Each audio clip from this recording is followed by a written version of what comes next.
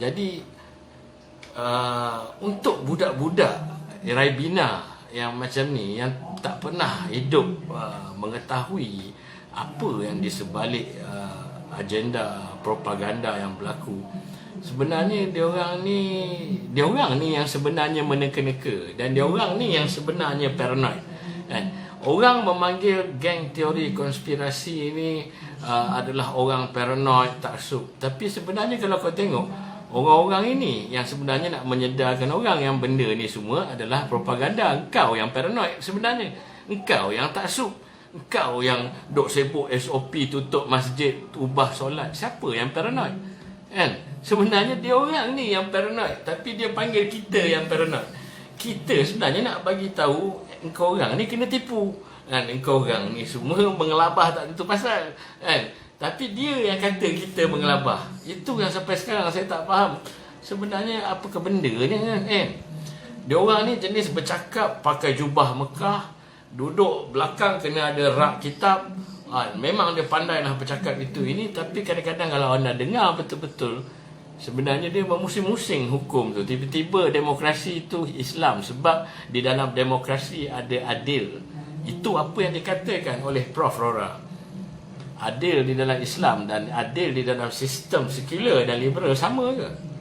Pemilihan pemimpin di dalam Islam sama tak dengan di dalam syura apa semua, sama tak dalam demokrasi? Boleh tak pilih orang kafir? Boleh tak letak perempuan?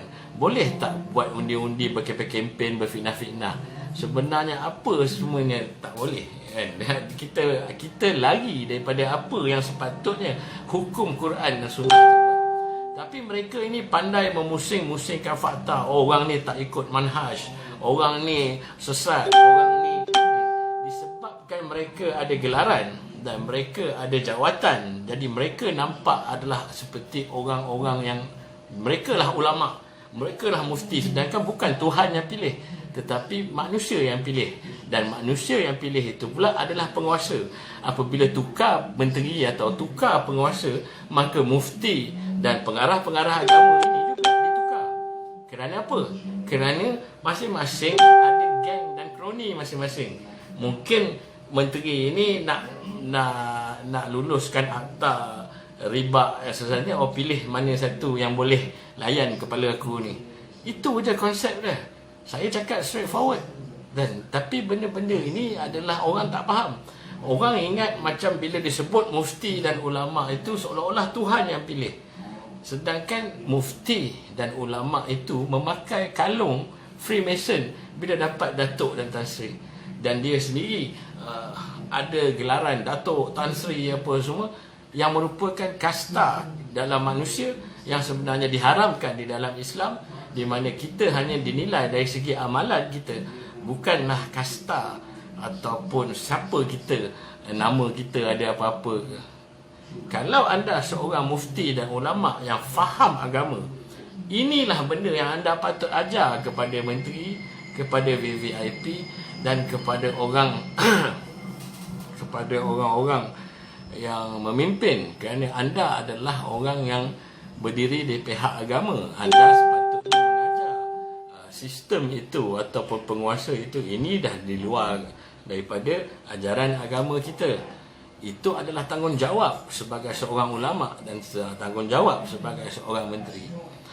Apabila keluar karakter macam saya yang membongkar, yang bagi tahu secara terus terang yang kita ni hidup di dalam fitnah, kita hidup dalam sistem, kita ditipu dengan riba, kita ditipu dengan sistem yang bukan sistem Islam, sedangkan di dalam Quran masuklah Islam secara keseluruhan, secara total.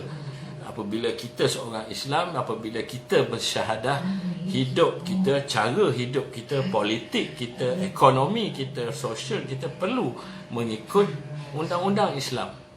Tetapi mereka inilah yang menukar-nukarkan Islam tu sebenarnya, demokrasi itu sebenarnya Islam, sebenarnya dia yang membahagi-bahagikan. Jadi masyarakat kita sebenarnya adalah satu masyarakat yang confused.